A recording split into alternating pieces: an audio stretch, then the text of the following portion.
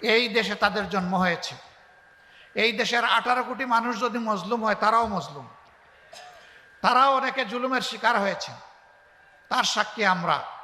আশা করি তারা মজলুম হিসাবে দেশের 18 কোটি মানুষকে তারা সম্মান করবেন। এই জন্যে যথার্থ সময়ের বাইরে একটা মিনিটও সংস্কারের জন্য তাদের নেওয়া উচিত নয়। আমরা যে যৌক্তিক সময় বলেছি, এটা তারাই ঠিক করুন। মাননীয় প্রধান উপদেষ্টা বলেছেন এবছরের শেষে অথবা আগামী বছরের শেষে অথবা তারপরের বছরের মধ্যখানের ভিতরে একটা নির্বাচন অনুষ্ঠিত হতে পারে। আমরা মোবারকবাদ জানাই, ইতিমধ্যে নির্বাচন কমিশন গঠন হয়েছে, আর তিনি নির্বাচনের ব্যাপারে ইঙ্গিত দিয়েছেন, সুস্পষ্ট কথা এখনো বলেননি। আমরা বলবো যে সংস্কারকে দ্রুত এগিয়ে নিন।